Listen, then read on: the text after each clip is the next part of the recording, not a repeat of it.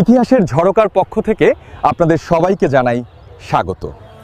আজ আমরা কোনো সাধারণ ভিডিও দেখতে যাচ্ছি না, বরং আমরা পাড়ি দিতে যাচ্ছি সময়ের উল্টো স্রোতে। আজ থেকে প্রায় ২৫০ বছর আগে, সাল ১৮৪০। কেমন ছিল বুড়িগঙ্গা তীরবর্তী এলাকা? একবার চোখ বন্ধ করে কল্পনা করুন তো, বুড়িগঙ্গার তীরে দাঁড়িয়ে আছেন আপনি।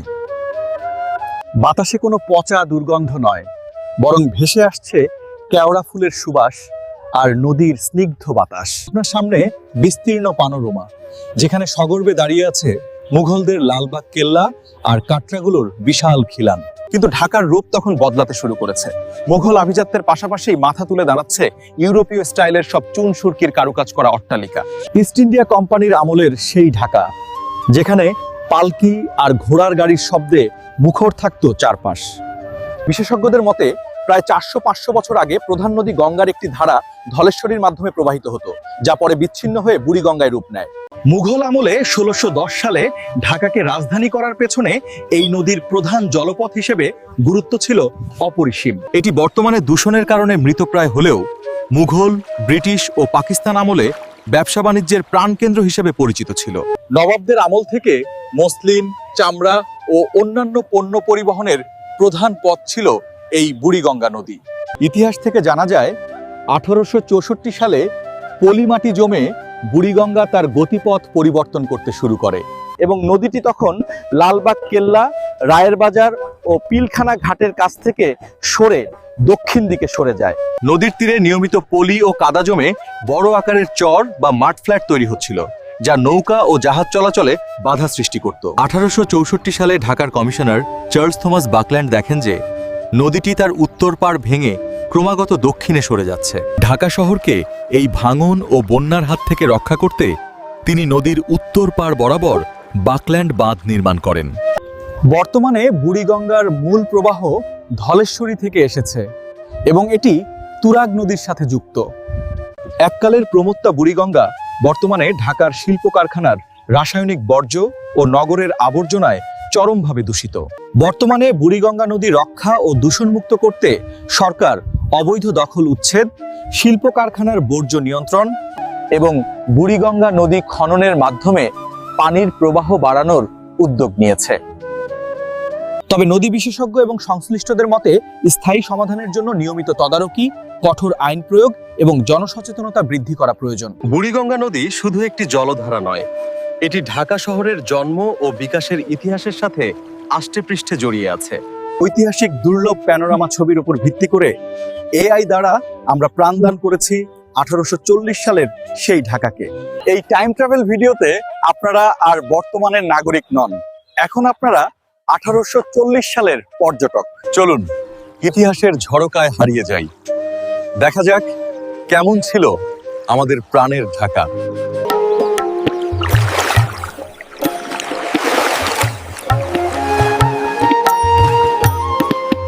দেখুন ১৮৫ বছর আগের লালবাগ কেল্লার মোড়। বুড়িগঙ্গা নদীটি তখন কেল্লার কত কাছাকাছি ছিল। কেল্লার বামেই আমলিগোলার দিকে ছিল জগৎ শেঠের ঢাকা শাখা ব্যাংক এবং ডানেই রয়েছে আমাদের সবার প্রিয় লালবাগ কেল্লা, যা সে সময়ে ধ্বংসস্তূপে পরিণত হয়েছিল।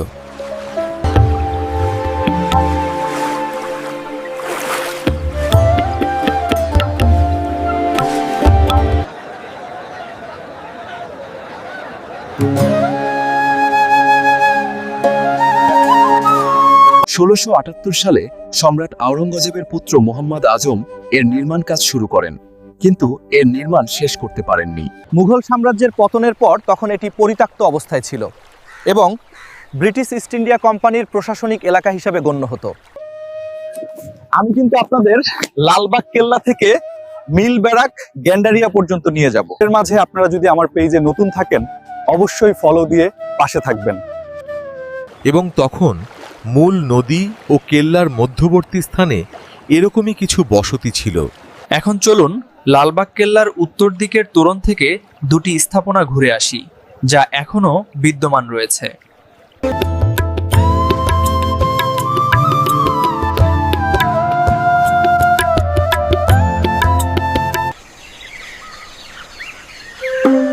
লালবাগ কেল্লার চৌরাস্তা থেকে কিছু দূর এগুলেই ডানে ঢাকেশ্বরী মন্দির এবং পলাশী হাজীবেগ জামে মসজিদ। 12 শতকে সেন বংশের রাজা বল্লাল সেন মন্দিরটি নির্মাণ করেন। 1996 সালে বাংলাদেশের জাতীয় মন্দির হিসাবে ঘোষিত হয়। বামে দেখুন 1683 সালে নির্মিত ঢাকার মুঘল স্থাপত্যশৈলীর ঐতিহাসিক নিদর্শন, যা পরবর্তীতে হাজীবেগের মহল্লা নামে ছিল আর বর্তমানে পলাশী হাজীবেগ মসজিদ নামে পরিচিত। ইট এবং চুন সুরকি মর্টার ব্যবহার করা এই মসজিদটি এখনও তার কাঠামো নিয়ে দাঁড়িয়ে আছে এবং বর্তমানে উত্তর ও পূর্ব দিকের জায়গা সম্প্রসারণ করে দ্বিতলা করা হয়েছে। এই মসজিদটি লালবাগ কেল্লা বা অন্যান্য স্থাপত্যের সাথে তুলনা করা হয়।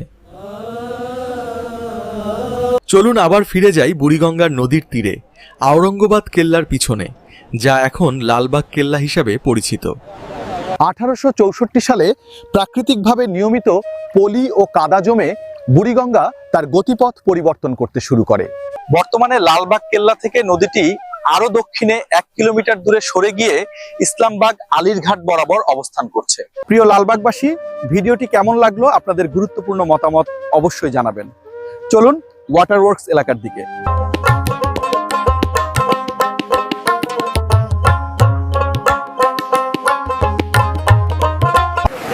মাঝেই রয়েছে নাজির নুট্টু সিং এর মঠ, built over his mother's and his own remains। 1840 সালের চিত্রকর্মের প্রেক্ষাপটে মঠ শব্দটি সম্ভবত হিন্দু স্থাপত্য শৈলীতে নির্মিত একটি স্মারক সমাধি। মঠের চূড়ায় যে ধরনের ত্রিশূল বা চক্রের চিহ্ন লক্ষ্য করা যায় তা শিখ বা শৈব হিন্দু ঐতিহ্যের সাথে সামঞ্জস্যপূর্ণ। নাজির নামটি থেকে ধারণা করা হয় তিনি হয়তো ইস্ট ইন্ডিয়া কোম্পানির কোনো প্রশাসনিক দায়িত্বে ছিলেন। হয়তো আমরা কল্পনা করতে পারছি না নাজির নুট্টু সিং এর মতো কোনো প্রভাবশালী ব্যক্তিত্বের শত বছরের পুরনো স্মৃতি সময়ের কালক্রমে চাঁদনীর ঘাট থেকে সোয়ারি ঘাট অথবা বাকল্যান্ড বাঁধের নিচে চাপা পড়ে আছে। এ বিষয়ে আপনাদের কি মতামত অবশ্যই মন্তব্য করে জানাবেন। এখন চলুন চকবাজারের দিকে।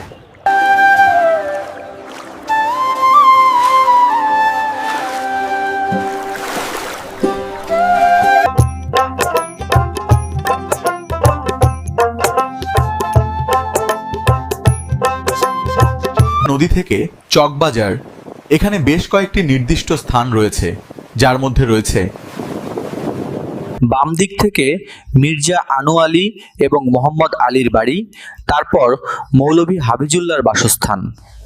এরপর রয়েছে আপনাদের সবার পরিচিত the Bara Katra or caravanserai of Dhaka. মূলত 1644 থেকে 1646 সালে মুঘল সম্রাট শাহজাহানের দ্বিতীয় পুত্র শাহ সুজার বাসস্থান হিসেবে নির্মিত হয়েছিল।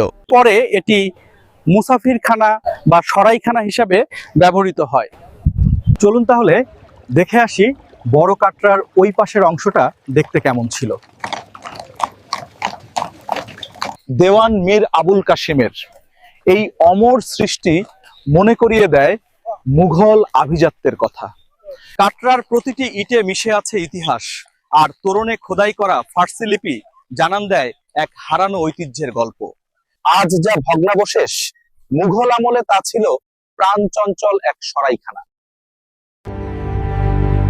সময়ের আবর্তে রূপ বদলালেও বড় কাটরা আজও আমাদের ঢাকার শিকড়ের কথা বলে। চলুন আবার ফিরে যাই বুড়িগঙ্গার নদীর তীরে।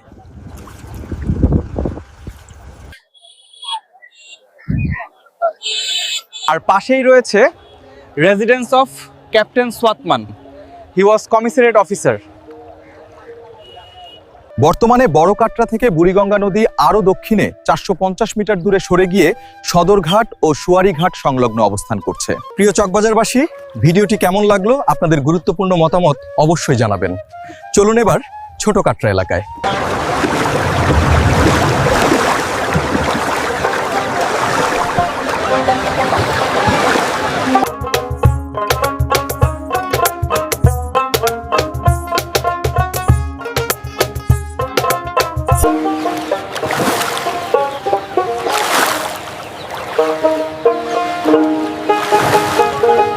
স্মল কাটরা বর্তমানে এর কিছু অংশ পুরান ঢাকার হাকিম হাবিবুর রহমান লেনে পড়েছে। শায়েস্তা খান ১৬৬৩ সালে ছোট কাটরা নির্মাণ করেন। এটি ছিল একটি সরাইখানা, যা অনেকটা বড় কাটরার মতো দেখতে।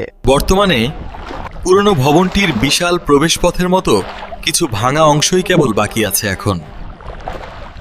কাটরার ডানেই ছিল নানকু মিয়ার বাসস্থান। ১৮৪০-এর দশকে নানকু মিয়া হয়তো ঢাকা সমাজে উল্লেখযোগ্য সম্পদ, প্রভাব বা মর্যাদার অধিকারী ছিলেন।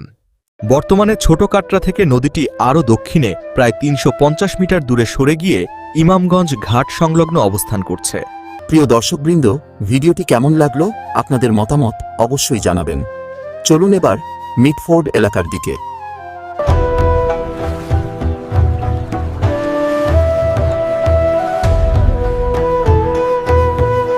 বামে ছিল রেভারেন্ড মিমট লিওনার্ডের বাসভবন। ছোট কাটরা থেকে কিছুটা পূর্বে এর অবস্থান ছিল। ঐতিহাসিক তথ্য মতে লিওনার্ডের বাড়ি ঢাকাতে আর্মেনীয় ব্যবসায়ীদের প্রভাবের প্রমাণ। এর পাশেই ছিল গোলাম পীরের মসজিদ ও বাসভবন, একই সাথে ধর্ম ও ব্যবসার সহাবস্থান। ঐতিহাসিক মতে এই গোলাম পীরই আরমানিটোলার বিখ্যাত তারা মসজিদ তৈরি করেছিলেন। তারপর পগজের বাড়ি, এটি ছিল বিদেশি ইউরোপীয় বণিকদের বাসস্থান। পগজের নিকি সাহেবের বাড়ি নামে আরমানিটোলা এলাকায় আরও একটি বাড়ি ছিল, যা এখন আর নেই।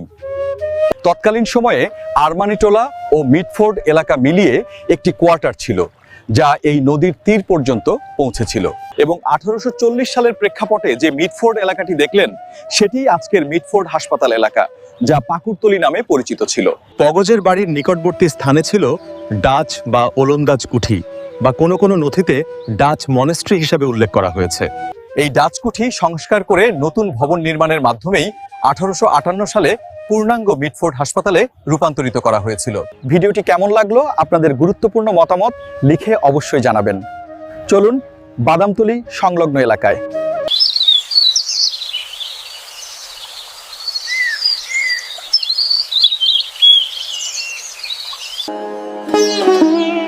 আমি এখন বাদামতলী ঘাট আর্মেনীয় মানুকের বাড়ির পাশে চলে এসেছি।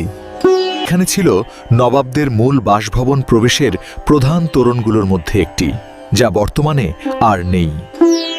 নবাবের প্রাসাদের কাছে একটি হিন্দু কুঠি ছিল, যা প্রমাণ করে তাদের ঘনিষ্ঠতা। আর ডানে যে মসজিদটি দেখতে পাচ্ছেন, আমির উদ্দিন দারোগার মসজিদ এবং তার সমাধি। তিনি ব্রিটিশ কোম্পানির দারোগা ছিলেন। এই মসজিদটি এখন বাবুবাজার ঘাট মসজিদ নামে পরিচিত। তারপর রয়েছে দ্য হাউস অফ আর্মেনিয়ান জামিনদার মানুক। ঐতিহাসিক ঢাকার অনেক গুরুত্বপূর্ণ স্থাপনার মতোই আর্মেনীয় জমিদার মানুকের এই বিশাল বাড়িটি এখন কালের গর্ভে হারিয়ে গেছে। এবং এর ডান পাশেই ছিল আমির উদ্দিন দারোগার বাড়ি। আমির উদ্দিনের সেই প্রাসাদময় বাড়িও এখন আর খুঁজে পাওয়া যায় না। কল্পনা করা যায় এক সময়ের এলিটদের বাদামতলী, যা এখন ঢাকার ব্যস্ততম এলাকায় পরিণত হয়েছে। প্রিয় বাদামতলীবাসী, ভিডিওটি কেমন লাগলো কমেন্ট করে অবশ্যই জানাবেন। চলুন এবার ইসলামপুর এলাকায়।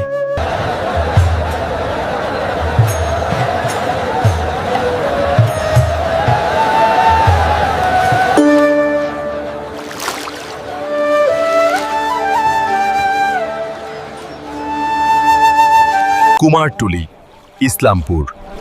নদীর শান্ত বুক ছুঁয়ে দাঁড়িয়ে থাকা এক চিরচেনা কিন্তু হারিয়ে যাওয়া শহর। ঠিক পেছনেই রয়েছে জমিদার খাজা আলিমুল্লাহর বাসভবন। এই পূর্বপুরুষের হাত ধরেই ঢাকার আধুনিকায়নের সূচনা হয়।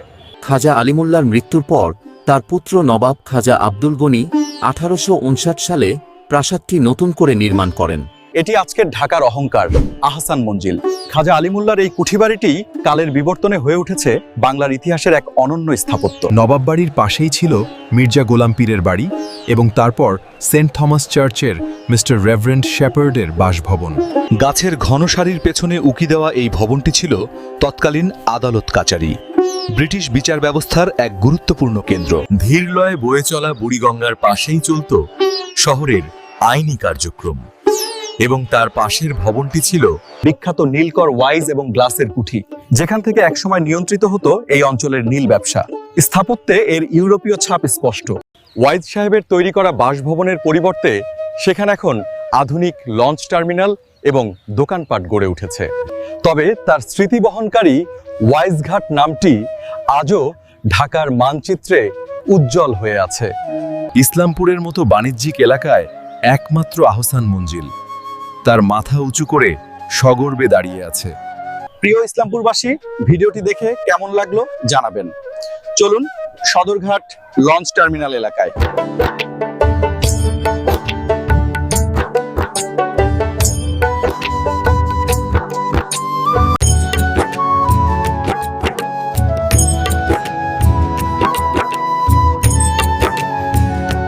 সদরঘাট লঞ্চ টার্মিনাল এলাকা। নদীর তীরে সারিবদ্ধভাবে দাঁড়িয়ে থাকা এই স্থাপত্যগুলো তখনকার ঢাকার আভিজাত্যের সাক্ষ্য দেয়। পেছনের লাল ইটের ভবনটি জয়েন্ট স্টক সুগার কোম্পানির কারখানা। নদীর তীরে শিল্পায়নের প্রথম সংকেত ছিল এই চিনি কলটি। পেছনের বাড়িটি কমিশনারের সহকারী ডব্লিউ.এইচ. জোনসের বাড়ি, তৎকালীন মধ্যপর্যায়ের কর্মকর্তাদের জীবনযাত্রার এক নিখুঁত প্রতিচ্ছবি। এরপর রেভিনিউ কমিশনার জে ডানবারের এই অভিজাত বাসভবনটি ছিল প্রশাসনের অন্যতম শক্তি কেন্দ্র।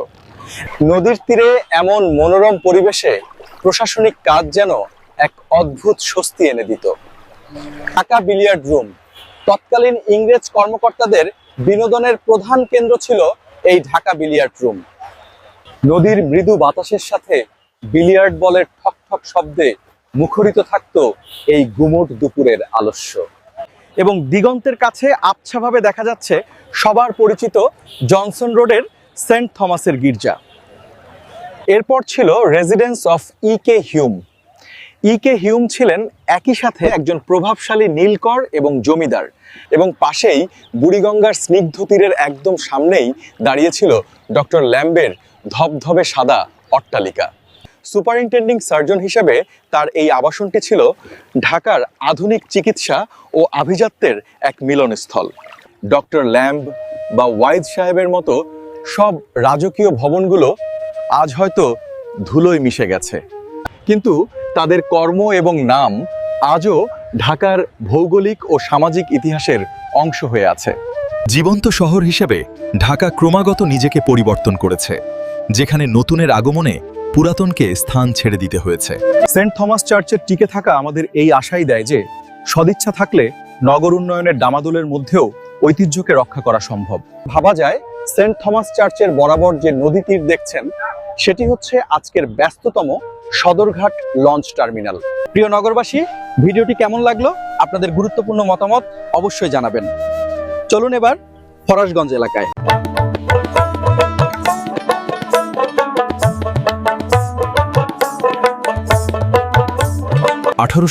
সালের বুড়িগঙ্গা তীরের দৃশ্যগুলো এক হারানো ঐতিহ্যের গল্প। প্রতিটি ইটের ভাঁজে লুকিয়ে আছে ঢাকার আভিজাত্য। ফরাশগঞ্জ এলাকা, কালেক্টরেট ভবন থেকে জন কুকের বাসভবন, এই সুউচ্চ স্থাপত্যগুলো ছিল তৎকালীন প্রশাসনিক ক্ষমতার কেন্দ্রবিন্দু। বাম দিকে জজ জন কুক সাহেবের এই বাসভবনটি ছিল তৎকালীন ব্রিটিশ বিচার ব্যবস্থার শৌর্য আর গাম্ভীর্যের প্রতীক। লেফটেন্যান্ট হাঙ্গারফোর্ড ও পোস্টমাস্টারের বাসভবন, এখান থেকেই নিয়ন্ত্রিত হতো চিঠি আর যোগাযোগের পুরো ব্যবস্থা। তারপর প্রিন্সিপাল সদর আমিন জে রেলির বাসভবনটি ছিল বুড়িগঙ্গা তীরের এক অনন্য স্থাপত্য নিদর্শন। চলুন আপনাদেরকে জে রেলির ইউরোপীয় স্টাইলের বাড়ির ভিতর থেকে ঘুরিয়ে নিয়ে আসি। ভিতরটা অসাধারণ সুন্দর এবং এখান থেকে দেখা যায় নদীর মনোরম দৃশ্য। ইউরোপীয় ডাইনিং হলটা কি চমৎকারভাবে সাজানো গোছানো। কেমন লাগলো 1840 সালের শৈল্পিক ইউরোপীয় ধাঁচের বাড়িটি? কমেন্ট করে অবশ্যই জানাবেন। চলুন ফেরা যাক নদী তীরে আরো একটি গুরুত্বপূর্ণ ও বিশাল প্রশাসনিক আভিজাত্য ভবনের দিকে। ঢাকা কালেক্টরেট। এই বিশাল ভবনটি ছিল তৎকালীন সময়ের ঢাকার প্রশাসনিক কার্যক্রমের মূল কেন্দ্র, এবং এর পাশেই 1840 সালের ঢাকার এক সফল বাঙালি জীবনবাবু সাহেবের এই বাড়িটি ছিল আভিজাত্যের মূর্ত প্রতীক। এই ভবনগুলো বিলুপ্ত হলেও আমাদের মনে করিয়ে দেয় যে বুড়িগঙ্গা একসময় ছিল ঢাকার আভিজাত্য এবং ক্ষমতার কেন্দ্রবিন্দু। যে রেইলি বা জন কুকের মতো ব্রিটিশ কর্মকর্তাদের বাসভবনগুলো আধুনিক নগরায়ন এবং প্রশাসনিক কেন্দ্রের পরিবর্তনের ফলে বিলুপ্ত হয়ে গেছে। ভিডিওটি কেমন লাগলো আপনাদের গুরুত্বপূর্ণ মতামত অবশ্যই জানাবেন। চলুন আরাতুনের বাড়ি বা রূপলাল হাউসের দিকে।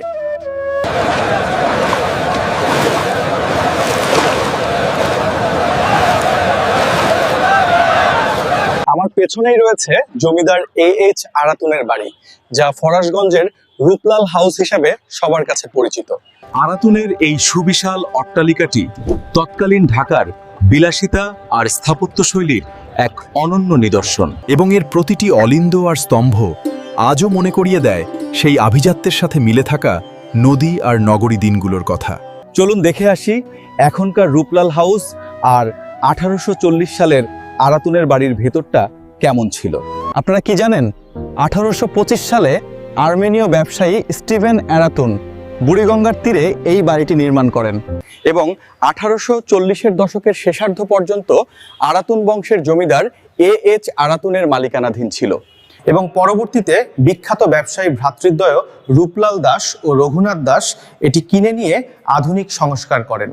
এটা হচ্ছে জমিদার আরাতুনের বাড়ির ভিতরের দরজা।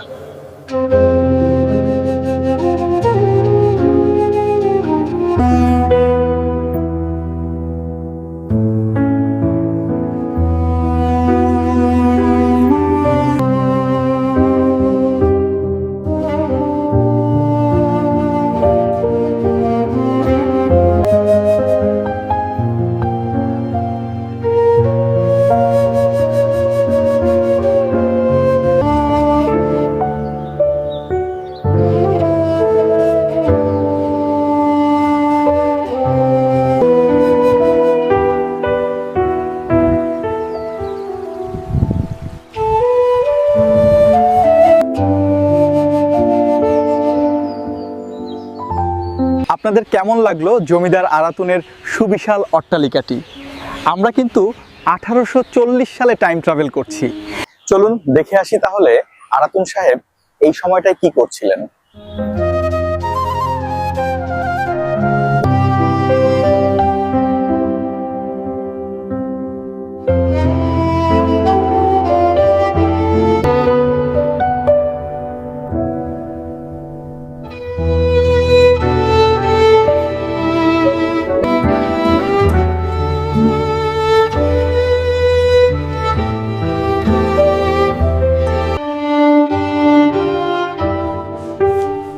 Բարև ձեզ։ Ինչպե՞ս եք, պարոն Արատուն։ Ողջույն։ Գալու հետ կապված ոչ մի խնդիր չկար։ Ոչ, այսօր եկեք, մենք պետք է հաղթենք շատ տեղերում։ Կհանդիպենք կրկին։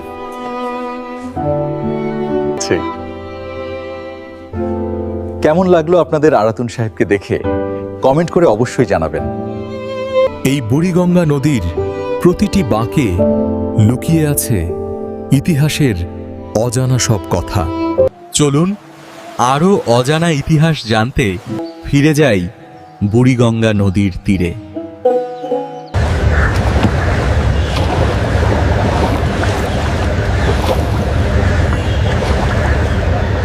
পিছনেই রয়েছে মথুর পোদ্দারের ঘাট, বর্তমান সদরঘাট থেকে ফরাসগঞ্জের মধ্যবর্তী কোনো অবস্থান।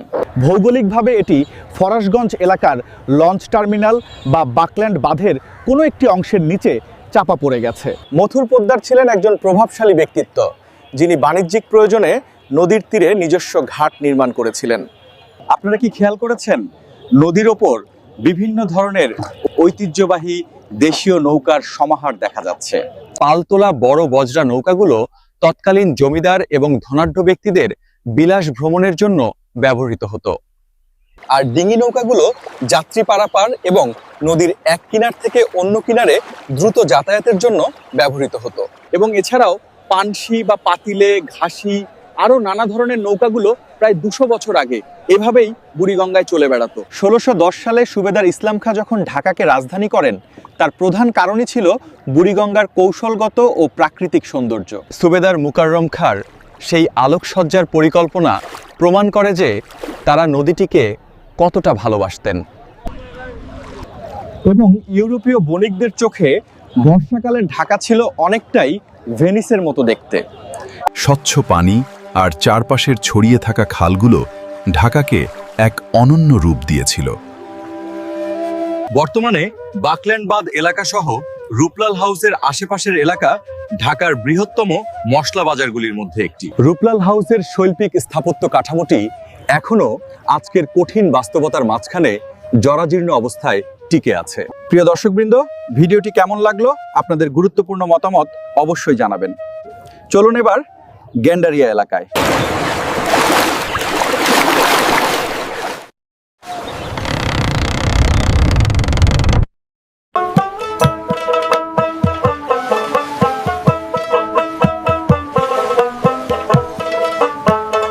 আমি এখন চলে এসেছি গেন্ডারিয়া ও পোস্তগোলা সংলগ্ন বুড়িগঙ্গা নদীর তীরে মিল ব্যারাক এলাকায়।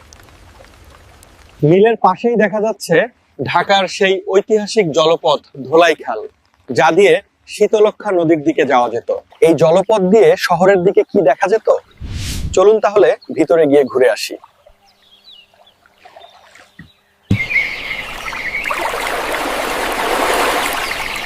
জি, শহরের অভ্যন্তরে ছিল 1832 সালে নির্মিত ধোলাই খালের ওপর ওয়াল্টার সাহেবের নান্দনিক সাসপেনশন ব্রিজটি। 1823 সাল থেকে ঢাকার তৎকালীন কালেক্টর ও ম্যাজিস্ট্রেট হেনরি ওয়াল্টার ধোলাই খালের ওপর লোহার ব্রিজ নির্মাণ এবং বাজার স্থাপনের মতো জনকল্যাণমূলক কাজ করে শহরবাসীর ব্যাপক ভালোবাসা অর্জন করেছিলেন। নান্দনিক এই লোহার পুলটি আর নেই, এখন একটি বড় মোড় এবং পিচ ঢালা রাস্তায় রূপান্তরিত হয়েছে। ধোলাইখাল মানে এখন মোটর পার্টসের মার্কেট আর কনক্রিটের রাস্তা। চলুন ফিরে যাই মিল ব্যারাকের দিকে।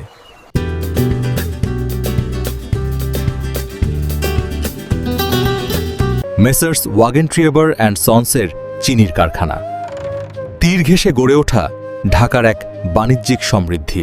আর শিল্পায়নের এক আদি ইতিহাস ফুটে ওঠে চিনি কারখানার চিমনির ওই ধোঁয়ার কুণ্ডলিতে। বর্তমানে এলাকাটি ঢাকা মেট্রোপলিটন পুলিশের একটি গুরুত্বপূর্ণ ব্যারাক এবং প্রশিক্ষণ কেন্দ্র হিসেবে ব্যবহৃত হচ্ছে।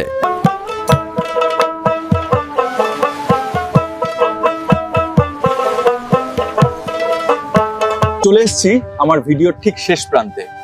এখানে বুড়িগঙ্গার তীরে দাঁড়িয়ে আছে ম্যাকক্যামেরন সাহেবের এই 3টি বাংলো। ভাওয়াল জমিদারের ম্যানেজারের এই আবাসস্থলটি তৎকালীন ঢাকার আভিজাত্য আর কলোনিয়াল স্থাপত্য শৈলীর এক অনন্য নিদর্শন। চলুন ভাওয়াল জমিদারের বাংলোগুলো ঘুরে আসি।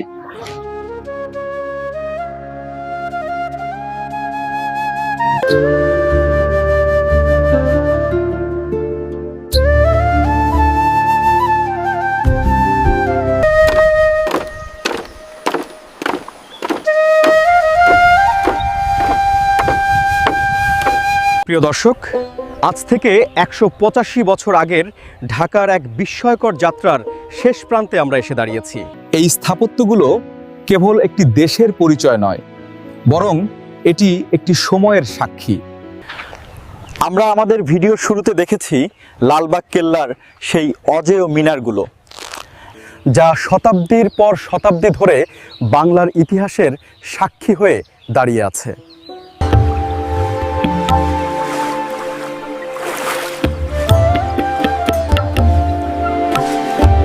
এবং বড় কাটরা আর ছোট কাটরার খিলানগুলোর মধ্যে এখনো যে বাতাস বয়ে যাচ্ছে, তাতে আজও যেন সেই মধ্য এশীয় সওদাগরদের কণ্ঠস্বর প্রতিধ্বনিত হয়।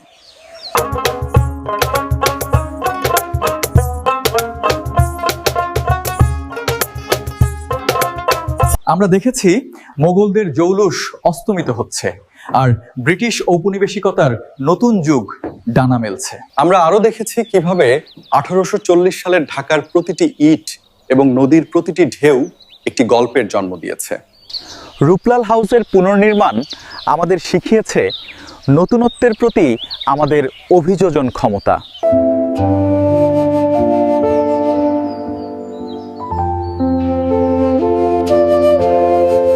রূপলাল হাউসের মতো ভবনগুলো যদি পুনরুদ্ধার করে পর্যটন কেন্দ্রে রূপান্তর করা যায়, তবে তা কেবল ঢাকার ইতিহাসকেই রক্ষা করবে না, বরং নতুন প্রজন্মের কাছে আমাদের স্থাপত্য শৈলীর শ্রেষ্ঠত্ব তুলে ধরবে। প্যাট্রিক গ্যাডেস 1917 সালে ঢাকাকে যে তৃণভূমি ও জলাশয়ের গোলকধাঁধা হিসেবে দেখতে চেয়েছিলেন, 1840 সালের সেই স্বপ্ন যেন আধুনিক ঢাকার পরিকল্পনায় আবার ফিরে আসে। এই ভিডিও আমাদের শিখিয়ে দেয় যে নদীর সাথে নগরের সম্পর্ক কতটা গভীর হতে পারে। আমরা যদি বুড়িগঙ্গার নদী এখনো রক্ষা করতে পারি, হয়তো এর পানি আবার স্বচ্ছ হবে এবং নগরবাসী প্রাণ খুলে শ্বাস নিতে পারবে। আপনারা হয়তো শুনেছেন বুড়িগঙ্গার নদীবর্তী ঢাকাকে একসময় প্রাচ্যের ভেনিস বলা হতো। চলুন দেখে আসি রাতের বুড়িগঙ্গা নদী আর দালানগুলো সত্যি কি ভেনিসের মতো মনে হতো?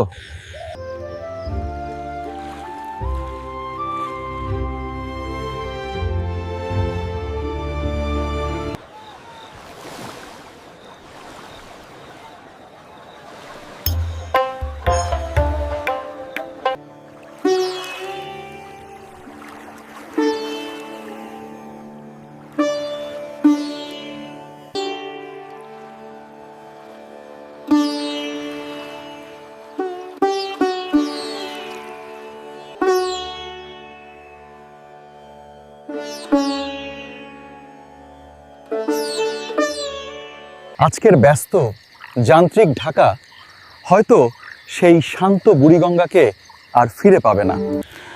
বর্তমান প্রজন্মের কাছে এই ইতিহাস পৌঁছে দেওয়া আমাদের পরম লক্ষ্য হওয়া উচিত। যতটুকু স্থাপত্য আজও বেঁচে আছে তার নিদর্শনগুলো সংরক্ষণ করা আমাদের দায়িত্ব। সবাইকে অনেক ধন্যবাদ আমাদের এই ঐতিহাসিক সফরে সাথে থাকার জন্য। সামনে আবার দেখা হবে নতুন কোনো বিষয় নিয়ে। আপনাদের গুরুত্বপূর্ণ মতামত অবশ্যই জানাবেন।